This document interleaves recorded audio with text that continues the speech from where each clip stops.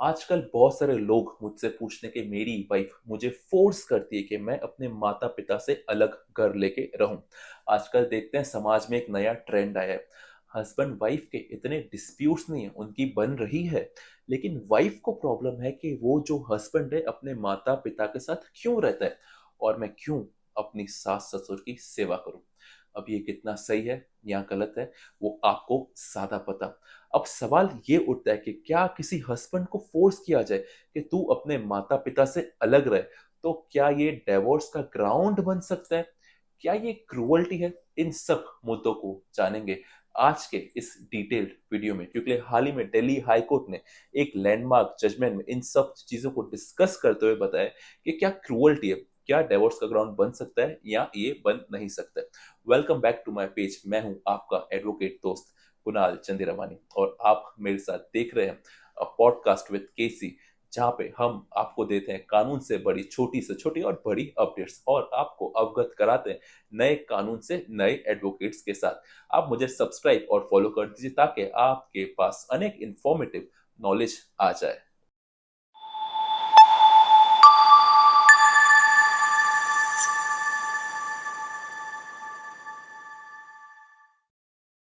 अच्छा, वीडियो शुरू करने से पहले एक जरूरी अनाउंसमेंट जरूर देनी चाहिए। अगर आपको कोई लीगल ओपिनियन चाहिए या कानूनी समस्या है, तो मैंने आपको डिस्क्रिप्शन में अपना व्हाट्सएप नंबर डाल दिया है। आप घर बैठे अपने कानूनी समस्या का व्हाट्सएप पे समाधान पा सकते हैं। आज बात कर रहे हैं उस लैंडमार्क जजमेंट की और बात कर रहे हैं डिवोर्स कानून की और क्रूअल्टी की। देखिए, हम जानते हैं हिंदू मैरिज एक्ट की बात की जाए तो सेक्शन 13 जो डिवोर्स की बात करते हैं उसमें कई सारे ग्राउंड्स दिए गए। उस ग्राउंड का यूज करके आप पार्टनर से डिवोर्स तो ले ही सकते हैं। अब ऐसे चार पांच ग्राउंड है जिसमें सबसे इंपॉर्टेंट ग्राउंड है क्रूअल्टी। अब क्रूअल्टी को कई हाई कोर्ट ने और सुप्रीम कोर्ट ने एक अलग डायमेंशन भी दिए। कोई कहता है कि खाना नहीं बनाना क्रूअल्टी है, कोई कहता है कि आप किसी के खिलाफ झूठे केस फाइल करें तो भी क्रूअल्टी। यानी आप हर जजमेंट्स को देखेंगे तो अलग अलग क्रूअल्टी का डायमेंशन और डेफिनेशन दिया गया। हाल ही में दिल्ली हाई कोर्ट में एक इशू आया और इशू को जानने से पहले केस को फैक्ट जानते हैं। केस का नाम है एक्स वर्सेस वाई। अब पार्टीज के नाम नहीं बता सकते, प्रिवेसी रहती है। उस जजमेंट का मैं आपको लिंक जरूर दे दूंगा, आप लिंक खोल के आप जजमेंट पढ़ सकते हैं। इस केस में हस्बैंड वाइफ की शादी होती है 2000 में, साथ में रहना शुरू करते हैं। अब उनके दो बच्चे भी होते हैं, दो बच्चे होते हैं, सब कुछ सही चल रहा होता है। लेकिन धीरे धीरे पार्टीज में डिस्प्यूट आना शुरू हो जाता है। जो वाइफ है वो हस्बैंड को काफी टॉर्चर करती है कि आप अपने माता पिता से अलग रहो और मुझे मेरे माता पिता से, आपके माता पिता से नहीं रहना साथ में। Husband ultimately section 13 of Hindu marriage act में डिवोर्स फाइल करता है।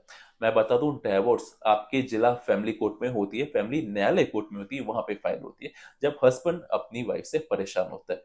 तो इसी तरह से एक डिवोर्स पिटिशन फाइल हो गई।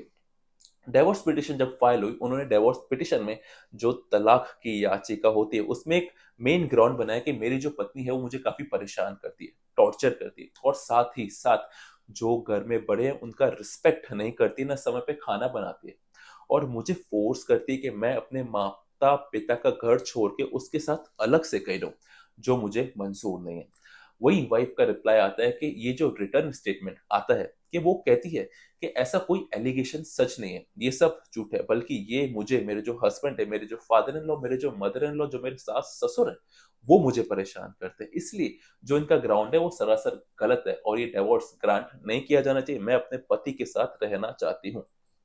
फैमिली कोर्ट अल्टीमेटली ये कंक्लूजन पे आती है कि हस्बैंड के पास कोई एविडेंस नहीं है और इस तरह से कोर्ट को सेटिस्फाई नहीं किया कि वाइफ क्रूअल्टी करती है, सो तलाक की जो डिग्री है, जो डिवोर्स डिग्री है, वो हम आपको नहीं दे सकते। इस बात से परेशान होकर, इस ऑर्डर से एग्रीव्ड होकर हस्बैंड पहुंचे दिल्ली हाई कोर्ट। जब भी अपील फाइल हुई दिल्ली हाई कोर्ट में, उनका ये मेन ग्राउंड रहता है कि मैंने ट्रायल कोर्ट यानी जो फैमिली कोर्ट थी उसके सामने सारे एविडेंस रखे, कोर्ट को बताया कि किस तरह से मेरी वाइफ मुझे फोर्स करती है कि मैं अपने हस्बैंड से अलग रहूं और फैमिली कोर्ट ने सरासर एक गलती की है इस ग्राउंड को ना पहचान के, क्योंकि फैमिली कोर्ट ने माना कि जो पति पत्नी आपस में डिस्प्यूट करते हैं और जहां पत्नी फोर्स करती है पति को कि अपनी मम्मी पापा के घर से अलग रहे, तो वो क्रूअल्टी नहीं है।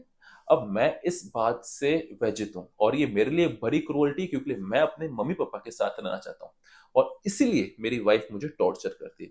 अब जब ऑनरेबल दिल्ली हाई कोर्ट में इशू गया, तब honourable supreme court of India के और साथ ही साथ दिल्ली हाई कोर्ट के कई लैंडमार्क जजमेंट का एनालाइज किया। आप जजमेंट में जाके आप कहीं पढ़ भी सकते हैं, जहां पे आपको रेफरेंस मिल जाएगा। उसमें एक लैंडमार्क जजमेंट था, नरेंद्र वर्सेस के मीना, 2016 सुप्रीम कोर्ट। उस पे रिलाई करके दिल्ली हाई कोर्ट अपने कंक्लूजन पे आई। ऑनरेबल दिल्ली हाई कोर्ट ये कहता है कि एक माता पिता अपनी बड़ी मेहनत से अपने बच्चे को पालते हैं, उसकी पढ़ाई कराते हैं, उसकी शादी कराते हैं, और जब शादी हो जाती है तो एक लड़की जो उसकी वाइफ बन के आती है वो उसे फोर्स करती है कि हम उसका घर छोड़ के पापा मम्मी से अलग हो जाए। तो क्या वो हमारे साथ गलत नहीं होगा? एक फादर मदर जो अपने बच्चे को उंगली पकड़ के चलना सिखाते हैं और वो जब बड़ा हो जाता है तो ये सोचते हैं कि मैं अपने मम्मी पापा को छोड़ दूंगा।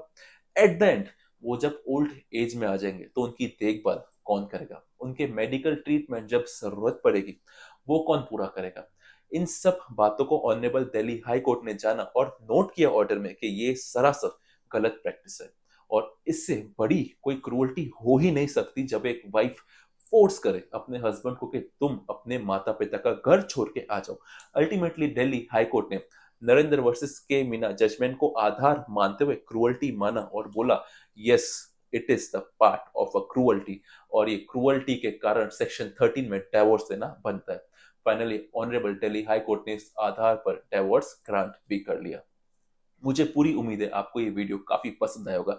फिर भी अगर आपको लगता है कि आपकी कोई समस्या है तो आप मुझे नीचे कमेंट कर सकते हैं। मैंने आपको अपना व्हाट्सएप नंबर भी डिस्क्रिप्शन में दे दिया है, आप मुझे व्हाट्सएप पे अपने ग्रीवेंसेस रेज कर सकते हैं। आप अपने व्हाट्सएप पे मुझे मैसेज कर सकते हैं ताकि मैं आपकी प्रॉब्लम का सॉल्यूशन लाने की बहुत कोशिश करूंगा।